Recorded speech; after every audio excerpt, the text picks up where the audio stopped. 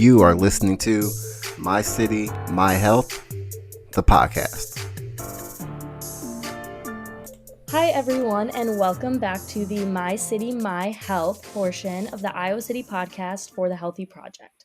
My name is Ellery Winterbottom. I am a junior at the University of Iowa studying human physiology with a minor in lifestyle medicine on the pre-PA track. Today, I'm joined with a very special guest, Dr. Rima Afifi. Can you please give us a brief background on who you are and what health equity means to you? Definitely. First, thanks for inviting me to chat with you today. I'm really excited about it.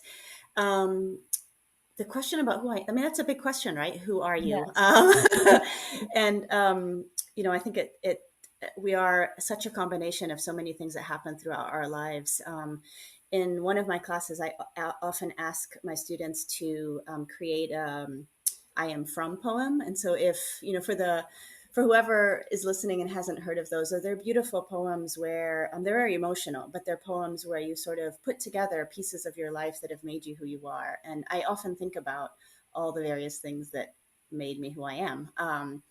And of course, it's rooted in the place that we grow up, in the people that we grow up with, but then throughout our lives, where we've been, what experiences we've had, and all that. I am, I guess, a pretty complicated or complex, I should say, a combination of identities. My father is from Palestinian, therefore I'm primarily Palestinian. My mother is American. They actually met in Beirut, Lebanon, which is where I was born and have spent most of my life. And so that's a combination of sort of, I often think about how progressive my grandparents were to allow, in the 1950s, such a union between people that were coming from very different cultures and also crossing religion. And that has really, really influenced, I think, how I think and what I do. I mean, I've been exposed to so many different people that think differently, and at the same time that all are so close in terms of their family ties, and at the same time have lived in countries where there is quite a bit of I don't know if I want to say, well, there's oppression all over the world, so I can say that. But that where people have particular opinions about different sects or different religions or different cultures or different, and I've seen that play out and realize how the combination of my identities both have exposed me to traumatic circumstances, but have given me great privilege. And the fact that I do have an American passport has given me such a pass when friends and family that I grew up with, I don't have those opportunities at all. And so very, very early, I learned about equity and health equity.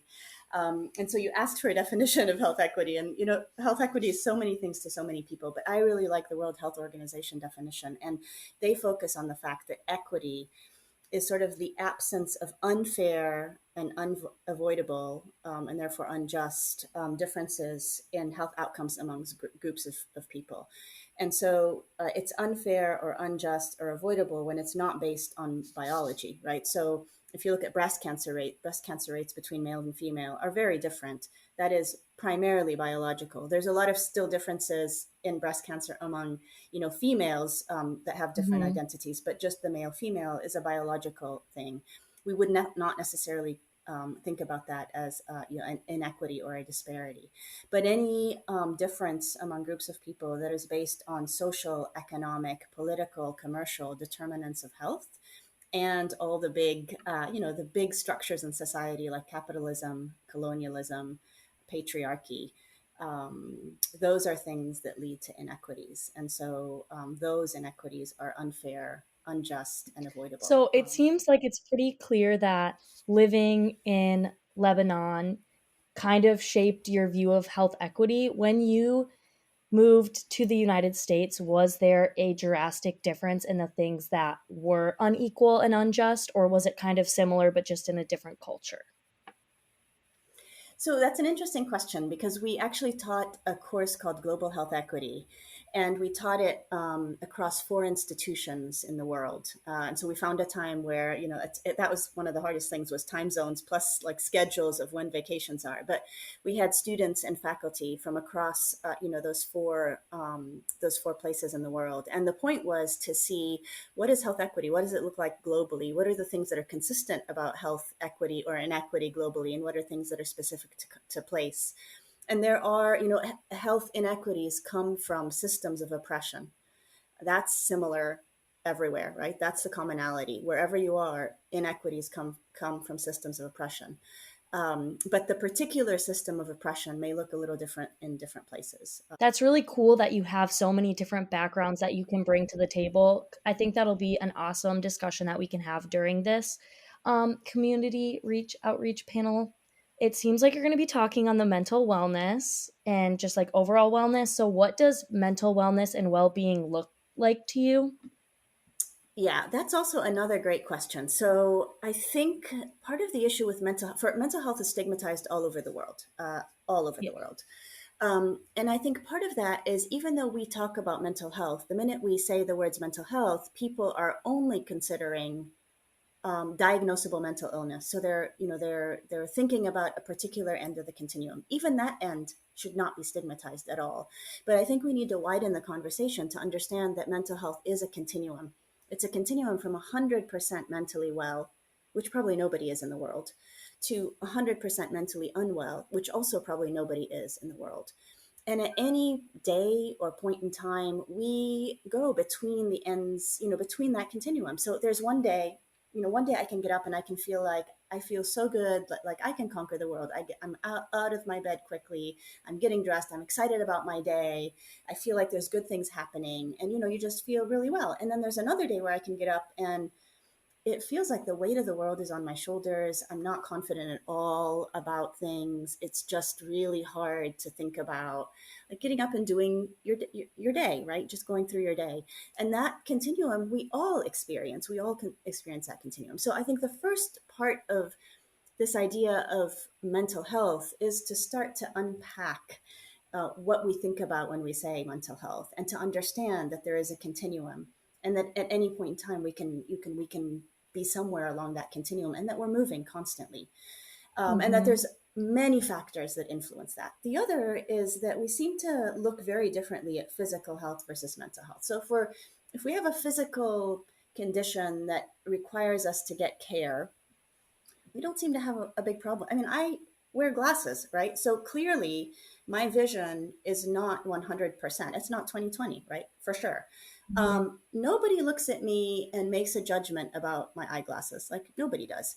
But and that is the same with many conditions. So we're okay taking medication for heart disease or for diabetes, but somehow we look at mental health differently. So if people are trying to get care for their mental well-being, if they're taking medications for their mental health, we somehow see that in a very different light. And I think we need to also start breaking down and deconstructing where that comes from. Like, why are we so, why do we treat mental health so very differently than we treat? And I don't mean treat as in medication, or Mm-hmm. approach. Why do we approach mental health so differently than we approach physical health? And so that's a lot of the work that I do, is trying to change the narrative around what mental health is, to understand that it's really about well-being. And I do a lot of work in mental health, but I do work I'm not a psychologist. I'm not a licensed mental health provider at all. So I work on the side of mental health that is, you know, before a diagnosable condition. But what we know very much about mental health is that there's a pyramid. And at the bottom of the pyramid are those conditions that affect us all, that stress us out, that make us perhaps not able to cope, that create mental distress in us. And that part of the continuum is everybody's responsibility. So you do not need to be a licensed mental health care provider to impact mental health. In fact, every single one of us has a role in impacting population well-being and mental health. And we often focus on the fact that there isn't enough licensed mental health care providers, and that's absolutely true, and we need to get more of them. And at the same time, we need to realize that influencing mental health can happen everywhere. And so a lot of the interventions that the World Health Organization is starting, has been actually promoting, and is starting to get traction in the United States, is peer-to-peer, low-intensity mental health support. There is so much that we can do when we learn how to support each other through, we're trained. It's not that anybody can do it. You're trained on how to support people, but you don't have to be a licensed mental health provider to take care of the bottom of the pyramid or the bottom and the next one up, right? And what happens is, if we do get those resources, those wider resources to support population mental health and population well-being, then we sort of save the time of our, really critical licensed mental health care providers to manage and support the smaller group of people that really needs their support, as opposed to really having no time because everybody's trying to get their time. I think that's really cool that to like think about the tiered levels as well, because that just like I always say, like creating waves, like you just having a one-on-one conversation with someone that can like spark so many other conversations in the community, which I think kind of ties Yes. into like a lot of your research you've been doing. When I was doing some research, is you kind of focus on Community participatory approaches. you tell me like a little bit about that and how you think it impacts like health equity and just like mental wellness as well? Yeah, absolutely, 100%. So, um, community participatory approaches are a way of doing research and practice that basically flips the narrative around who's an expert. Okay, so in general, we are all taught throughout our education, K through 12 and beyond, that the more education you have and the more degrees you have, the more of an expert you are. And so we sort of wear that, right? Like you walk into a room and you have to wear that expertise. Like, I'm an expert. I can tell you what, I know a lot of things, and I'm going to tell you what I know. Um, the problem with that is that we actually don't know a lot of things. And we don't know about every community. And we don't know the histories that have brought communities to where they are right now. And we don't think about the systems of oppression a lot. And so community participatory approaches basically flip the narrative to say that it's not that you're not an expert, but everybody's an expert because everybody has lived experience, everybody has expertise. And so I bring my set of skills to the table, but you bring your set of skills to the table. And the communities in which we work, each person in that community brings a set of skills to the table. And it's only by combining all those skills together that we actually will be able to solve these really huge and tractable problems of health and well-being. Um, it is a big shift in the way we do things because it opens up to the fact that I may go in and my the needs assessment that I've done using a survey or looking at rates of conditions may tell me, what, as an expert, I think this problem is the priority problem in this community. And you might go in and the community might say, actually, yes, but that's not the problem we are most concerned with. And that's not the problem we want to work on. What we want to work on is problem Y. And a community participatory approach would actually say that you need to move forward with what the community decides is most important to them, irrespective of what you decide. This takes a very long process of building trust and understanding and listening to community and being willing to sit with uncertainty in a sense and giving up a sense of control, right? Because we also, as humans, we like to have this sense of control that we have a plan, and the plan goes from A to B to C to D, right? That's the plan. And it makes us really uncomfortable when all of a sudden the plan doesn't go the way that we had thought it was going to go. But in community participatory approaches, we are facilitators of a process. We are co-learners. And so then the plan can go very differently if the community doesn't, it feels like you're basically following the community's plan, not your own. And so I am convinced that this is the way that we should do our work. it's not the only way, right? Every strategy, every approach has positives, and we need everybody and all the approaches that people feel comfortable with to really change health outcomes or outcomes in general. So, for example, we know policy change is really important. I don't feel like I have the skills to do policy change well, but I absolutely value, colleagues and people who can do that well, because I know it's really important. So this is an approach that I feel is really important in order to advance our well-being.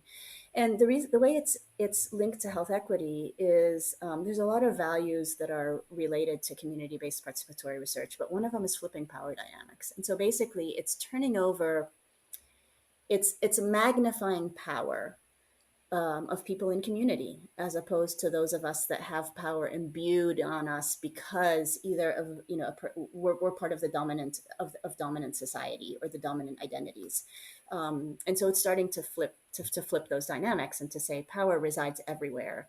And one of the things that's really important in community-based participatory research is the language that we use. And so a lot of times we say, I'm giving voice to. That's no, everybody has voice. We're not giving voice to anybody. We may be supporting voice, we may be magnifying voice, we may be providing platforms, but everybody has voice. It's just that their voice has been muted for so many years by dominant society. So there's a lot about community-based. I could go on about participatory research and practice for a very long time because it's such an important way to do work, and really centers the issues and and histories of community members. I will say the other thing that I like about it is that um, we often come to a particular community or an issue from a deficit lens, which means that we're taught to find the problems. That's how we're trained, right? What's the problem? And I'll come help you solve the problem, for one thing, which is not the way that community participatory research. We're not saviors, right? We are just Mhm. all part of this kaleidoscope of life, and we need to figure it out together. So that's one thing. But the other thing is it completely ignores that there's huge strengths and assets in all of us and in any community. And that when you're only looking at a community from the perspective of a deficit, from the deficit lens, um, you're missing so much. And there's no way we can get at equity just from a deficit lens. That was really powerful what you said about how um, it's giving power to those and that they have their own voice. It's not like we're giving them a voice. Gave me the chills. That was a very cool quote. I loved that. So, what are some of the challenges that immigrants and refugees face in the Iowa City community, and what is your work doing to help them? So there's many challenges. One thing I will say is that a lot of these labels that we use and we put on communities also take away from them their other identities, right? So we may work in communities that are refugee communities, but that's not all they are, right? They are people ultimately that have experienced conditions that have made them have to leave where their home is, right? And so, in all the ways that I'm a person or you're a person, they're a person, and and and and so even when we approach a particular community that has a label, I think we need to keep in mind that that's just one identity, and that may not even be the primary identity that they identify with, right? They may not want to be called Mm-hmm. refugees or immigrants, or right, and that label itself puts them in a category within a dominant society that makes them non-dominant, and therefore just even by labeling Mm-hmm. we are continuing to oppress, right, in some ways. So I think just keeping that in mind as we approach these, any community is really important. Like, how do we approach communities from a completely non-othering perspective? And othering is all over the place, right? Like, there's so much othering, and so we have to work really hard, I think, to even understand ourselves and our biases and where they come from and how we've learned them and why we're interacting with people in a particular way. To really do that inside work, to be able to to work with others with others there, you see right there, to Mhm. work with communities in a way that's not othering, that sees the common humanity in all of us. Just in Mhm. terms of how we label, I think it's really important. But um, communities that have moved to the United States because of conditions in their own country, whatever those social, economic, political, commercial, determinants have been that have required them to move, face a lot of struggles. They face first, it's the conditions that they experienced in their own countries that have caused a lot of stress, and potentially both physical and mental outcomes. But then they also come to a place where they have to relearn almost everything and are not always accepted, right? So we know that one of the really critical parts of mental well-being is a sense of belonging. And if that sense of belonging is not there for all of us, right? If that sense of belonging is not there, it's hard. It's hard. And particularly also when there are intergenerational, more than one generation that has moved and is in a new place and is learning everything, and yet you always want to hold on to your culture, right? And you're scared for your children that they're going to lose that culture. And so there's in intergenerational movement, there's this tension that's already there, that I totally understand, completely, right? Yeah. So that causes that's the bottom of the pyramid. All those social issues that come up, those economic issues that come up, housing issues that come up, employment, housing, and the oppression that they also experience. All of that is at the bottom of that pyramid that we talked about mental health. And so the way that we are, thinking about this is in conversation with those communities. What are some ways that can support managing the bottom of that pyramid, it, while also really centering the strengths of this community, as opposed to, again, just seeing it as a deficit or just seeing it as a label. So the work that we've been doing in Iowa City and in Iowa with refugees and immigrants is to work on a program called Problem Management Plus. It's a World Health Organization low intensity psychosocial intervention that's a peer-to-peer intervention. So individuals within those communities are trained on how to support their own community members, to deal with problems of daily living. And what I love about Problem Management Plus is even the name of it. Although it is a mental health intervention, low intensity psychosocial, part of the training is to know who you can help and who you need to refer. Because clearly, there are people that need trained mental health care providers, right? So I lost my train of thought there. But yes, what I like about it is that the Problem Management Plus part of it really gets away from the stigma of mental health, right? You're not coming to anybody and saying you have a mental condition, right? Which Mhm. people then just have a reaction to. You're basically saying there are problems of daily living here. And those problems cause us stress. And that stress is influencing the way we interact within ourselves, the way we feel about ourselves, and the way we interact with others around us. And so how can we support each other in this process and try to manage that stress? And so in that process of working with peers, right, and it's somebody that they trust, it's somebody from their community that really understands the culture, so knows what types of language to use, knows what types of examples to use to support people, and knows about, the deep strengths inherent in community. And that conversation then opens so many doors of how do we manage these problems and how can we support each other in this process. And so that's mainly what we have been working on um, in Iowa. And the Bureau of Refugee Services has really decided that this is a way to work, at least one of the ways to work in communities that are, that have had to move for any reason. And so they are the first, it's the first state in the United States that's taken up this type of a psychosocial approach to refugee mental health that really centers strengths of refugees and provides peer-to-peer support. There isn't any other state in the United States that's doing it at this level. So it's being scaled up across Iowa, this program, and that's just so wonderful to know. And I really I mean, it's so wonderful that the Bureau of Refugee Services here has seen the power of this and has decided to take an approach that is so positive to mental health. Yeah, that is very impressive. And congratulations for all your work that you're doing with that.